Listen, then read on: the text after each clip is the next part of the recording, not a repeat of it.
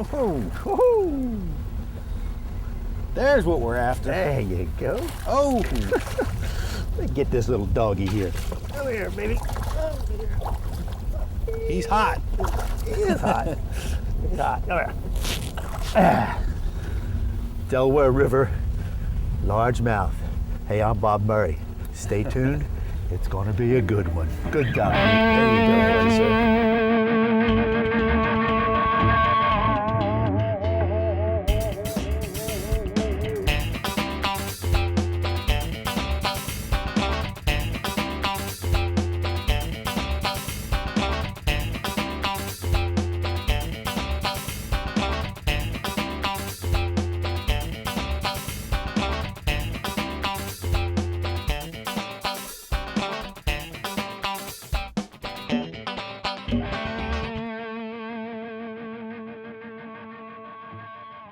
Nice one. Oh, I like it when you call. I love it when you call. that's a little better than the last one. Fish, yeah. He's still a little hot there, Pete. Yeah. Whew. Look at this guy. Come on in here with us. Little chunk. Hey, Bob Murray, Pete Gluszek. Pete, you know, you said, come on down, Bob, we're going to catch some fish on the Delaware River. And of course, I always take that as a plus. Pete, we're down on the Delaware River, and right in front of me is the skyline of Philadelphia. What's going on here? Isn't that amazing? I mean, this is a beautiful, wild, largemouth bass living right in the city of Camden. Who would have guessed it? We got Philadelphia skyline right over there. We got Camden just a couple miles away. But the Delaware River is alive and well. It is, it is. That's a nice fish. I want to just mention the fact that Pete just said, you know what, there's going to be a fish right on that piece of structure. Every once in a while you get it right. I called that one. It was a lot of fun. Fish on. Got another one. Oh. We're doubling up on that line. Another good largemouth. Pete, let's just talk about what we have here.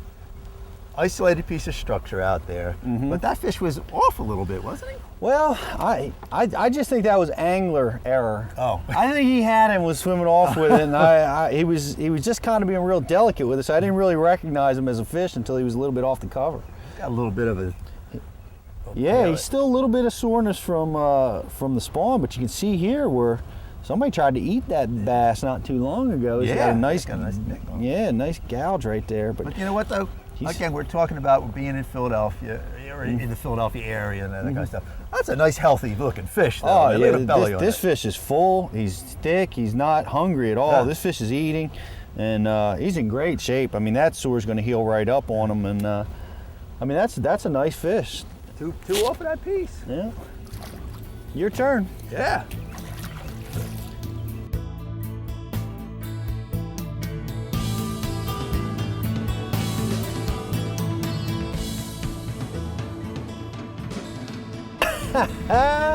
There's a school of them up there. There's some nice fish on that tree. There is. Oh, that's a nice fish right there. Yeah, come here. That's a good Delaware fish.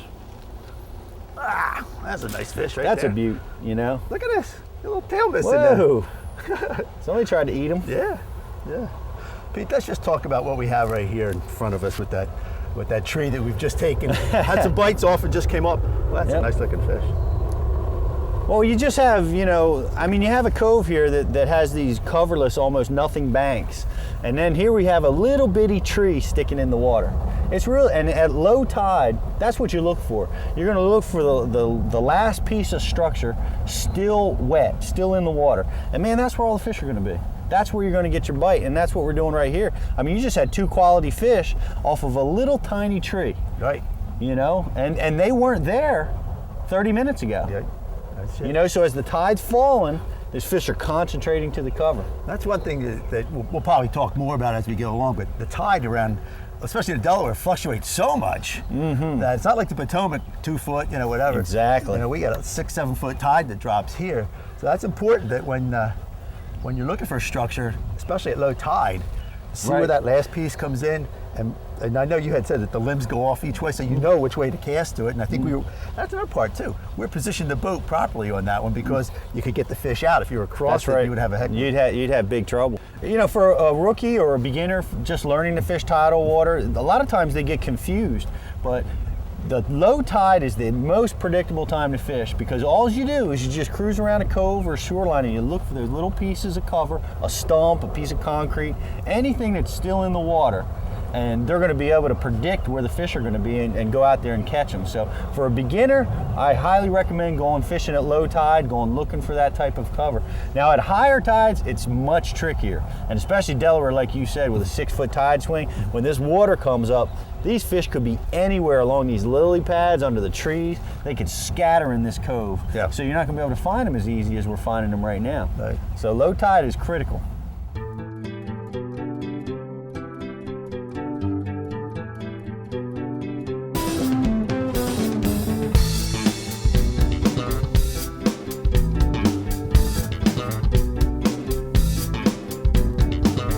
Oh, look, he's running with them. Hey, I got him. Hey, good one. Did you see that jump? These are good. Nice. Look at them Now, dig. Now, how about these fish? Because they spend all the time in the current. They're fighters, aren't they? Yeah. They are got some fighters. shoulders on this one. Man, this is a good fish. Let me help you with that. Yeah, help me with this one. Can you get that little dog? Hey, he's still doing what he wants to do. He's still in control. Oh, this is a nice fish right here. Wow, this is a good Delaware fish. He's thick. It's no wonder he was giving you a hard time. Oh, look at that. That's a beautiful Delaware River largemouth right there. And again, Good. just throw it off of that isolated structure, picked it up, and actually I didn't even feel that fish. I just saw it swimming. He just grabbed it. You know, this fish is over 3 pounds, and this is just a very, very, high caliber fish for the river. You know, that's beautiful. And you can see he's got some of the classic spots. A lot of people think that that's disease, but that's not. That's actually a skin pigmentation. It's like some of us have freckles and some of us don't. Well, a lot of fish on this river have these black markings on them, and you'll see them where they're on their heads and all over their bodies, but this guy's got a couple, but he's a beautiful, beautiful fish. Nice Congratulations. fish. Oh, thank you. Nicely done. All right.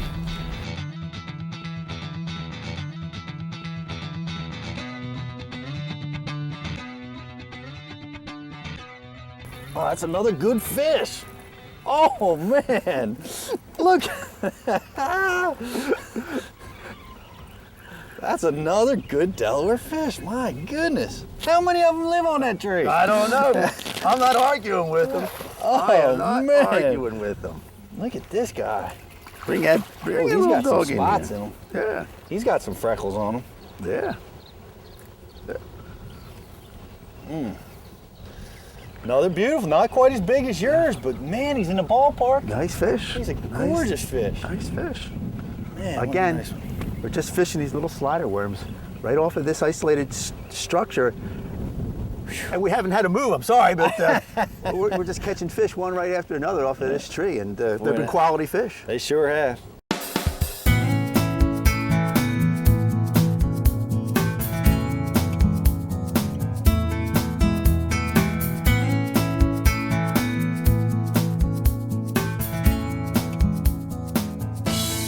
Oh, it's a nice one. Another nice fish. I cannot believe how many fish are on this tree. That's a nice fish. Another That's a good very one. nice fish. Keep chucking my worm. Another beaut. Man, another just chunk. Delaware fish. Off of the Delaware tree. Off the tree. I'm never fishing anywhere ever again. I'm just gonna Why? live and die by this tree. God, look at the side. Just the quality coming off the tree is really good.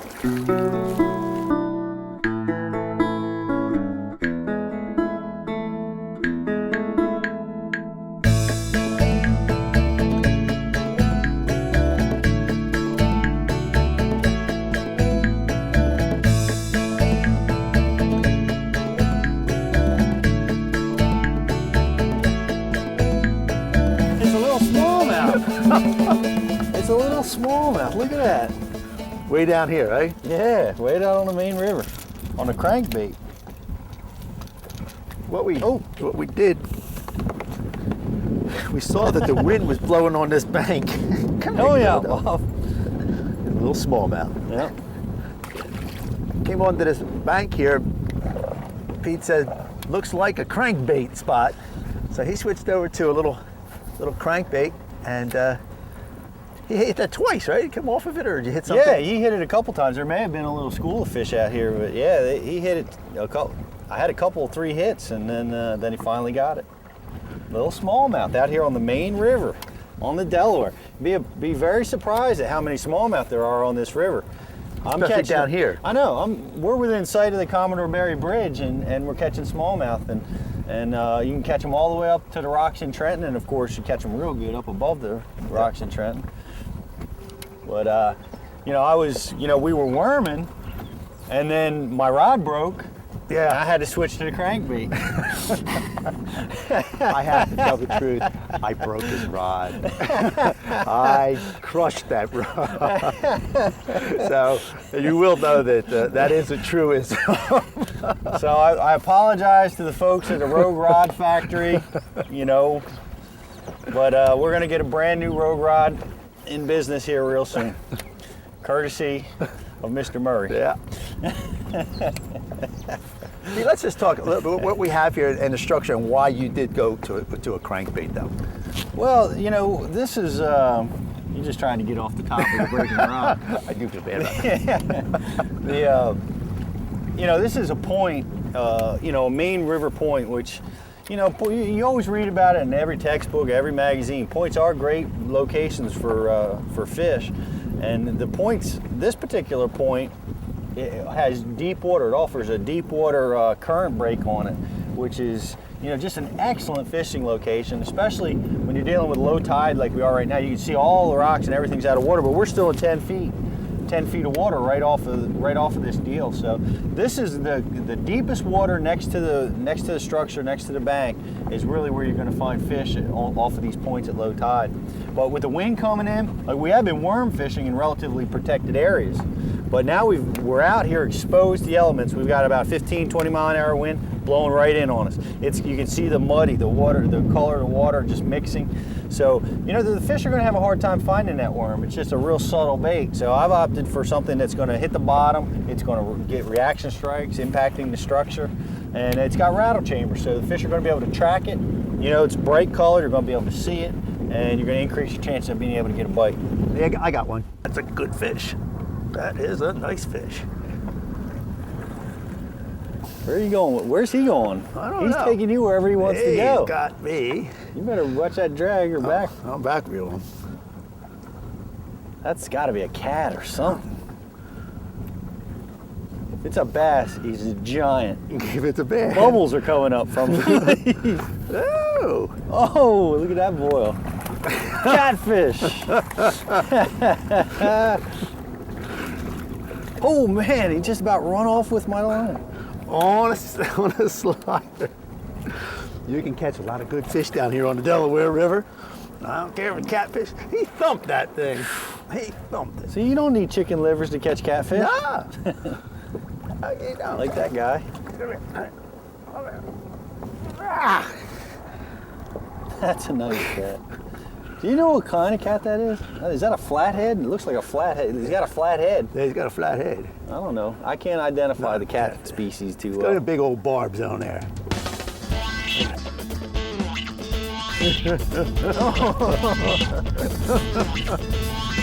One of our other Delaware River friends. Crankbait catfish. That's right. You want to land him for me? I'll get him. You don't have to. It'd be better if you got a pair of pliers for me. I don't know if you have one down there or not. Let's see if I can find a pair of pliers. I'll try to land this guy. You got a red hot catfish with a mouthful of crankbait hooks. Oh, here we go. Oh, let's see if we can get this guy under control. There's your pliers. You with me? All right, just. Oh, man, now you owe me a crankbait. When you handed me those pliers, it nicked my line. That's it. I got the line. Rats. You know, that was a nice sized catfish. That was a quality catfish. And a lot of people don't realize that you can catch some good catfish on a crankbait. They will annihilate it. It's surprising. These cats out here are so aggressive. They're used to being in the current, and they actually will compete toe to toe with the largemouth and the smallmouth. And you know, that's why I'm not surprised. I knew right away when I hit him it was a big fish, and the way he fights is very typical of a catfish. But yeah, you'll come out here and like if you're catching catfish, you're in a good area. It's a feeding area because, like I said, they'll compete right with the largemouth. That was a nice sized fish too. Yeah, no doubt.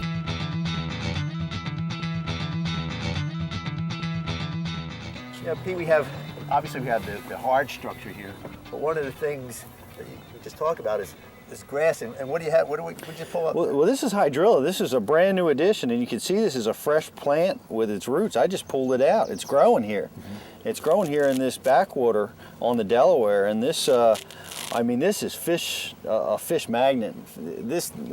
When this grass grows in any body water that it grows in, what you have is an explosion of fish life. You know, the bait fish have food to eat, and of course, so they thrive, and then the predator fish are able to thrive on them, and the whole fishery explodes. So I'm excited to see it. We've always had spatterdock lily pads and eel grass. We have a little bit of milfoil in the river. But this grass is a brand new addition that I'm seeing the last couple of years. And that really increases the fish population because it gives them all that extra structure that you don't need the hard stuff. They got the grass. That's right. It's food. It's cover. It's everything. It's life. Yeah. And we have it. Let's let it grow. There's one. Good fish too.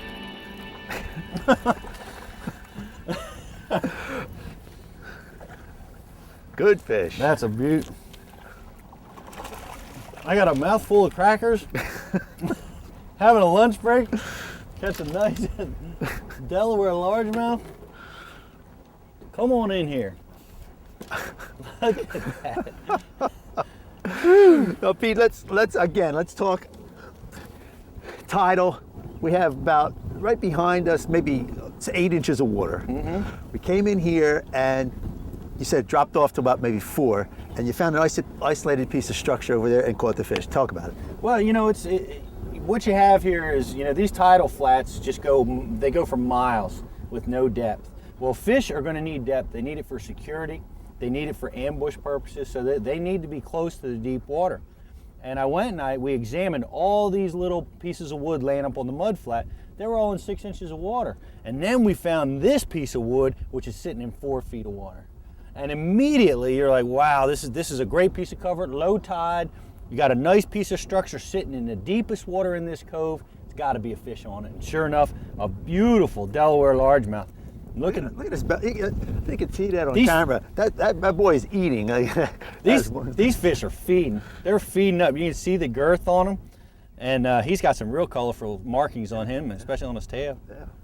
That was fun. That was fun. Again, remember, check your isolated cover. You find something that goes into a little deeper water, you're going to get a fish on it. You got it. Let's go back onto that one, bud. Let's do it. Yeah, I got another one. Yes, you do. I felt something. He came out of the grass. Yeah. Another nice bass. Actually, I was looking at that tire floating in there.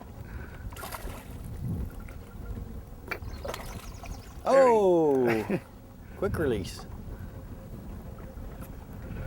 Again, what we're doing, it's hard to see, but there's a band of grass along there. And I was just dragging the worm through the grass, and I felt just, like you're pulling through, and all of a sudden, and he just lifted it right and took it right off. That's awesome.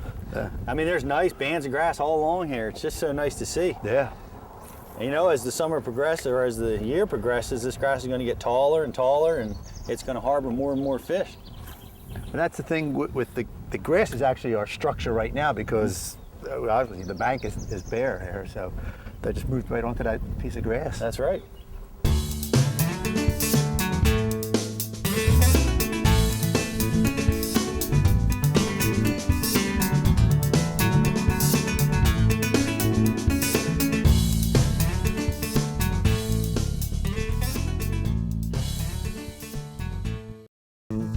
And now for a closer look at today's tackle, Delaware Valley Outdoors presents the Tackle Box.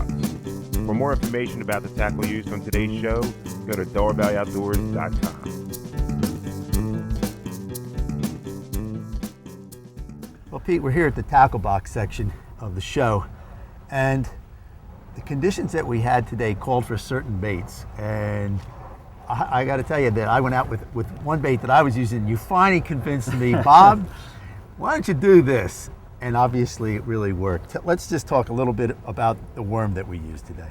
This is a finesse worm. This is a Zoom finesse worm, and this is a color of watermelon. It's very similar to green pumpkin. We had a clear water today, and very little cover. Okay, we had low tide. The grass isn't up. We're fishing pretty much coverless banks, and the finesse worm is a great tool for that. In off-colored water situations, I'd go to more grapes and June bugs. But today we had clear, we had bright sun, and we went with watermelon. Actually, watermelon candy was our best tool today. It was, and a lot of people don't, it's new to some people, but the finesse worm thing. Just give us a little bit about what a finesse worm is.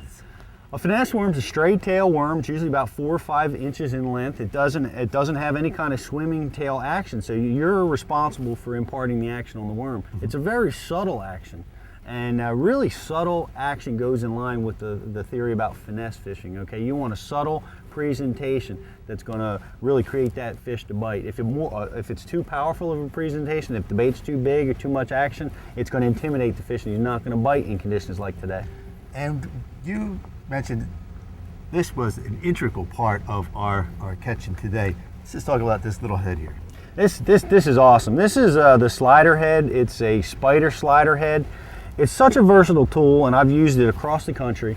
It has a terrific cone-shaped head, which allows it to get through grass. It allows it to get through wood, but it's also very good around rocks, and it enables you to fish the bait in the Texas rig style. So it's completely weedless. And because it's not a ball head, that's what a lot of people are using, these shaky heads and ball heads.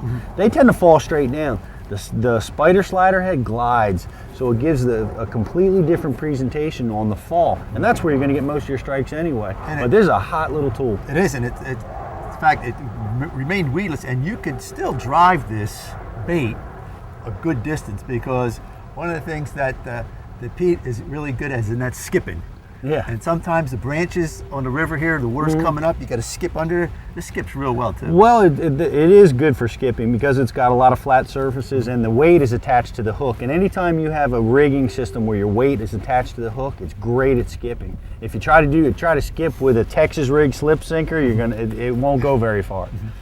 And fishing this, you're using spinning tackle here. Probably the easiest to do it. I mean, that's what we're doing. Just talk a little bit about the reel here. That's a nice reel. Well, this is a US reel supercaster, and it has a very, very large spool diameter, which is critical because it helps you skip, it helps you cast farther, and it reduces line twist. So I've really gone to the larger spools on all my reels, and the supercaster was a dynamite tool. I rigged that with a Rogue rod. Very light graphite, a 7-foot rod, which is going to allow me to get longer casting distances. And a lot of times we were fishing in 5 to 10 feet of water, and I like that 7-foot Rogue because it picks up a lot of line. A 6.5 foot line, you won't get as good at hook sets. So the 7 foot's better. 7 foot, and then what, medium action? It's medium heavy action is actually what I was using. And because I could say that because we were throwing into trees, and let's talk about that. But you really had to pull those fish away from that structure, so you needed that rod to. Yeah, we had isolated cover, and fish can easily get around that stuff, so it helps you have some backbone to get him up and out. Okay, as the summer goes on, weeds are going to come back up and going to get deeper and heavier.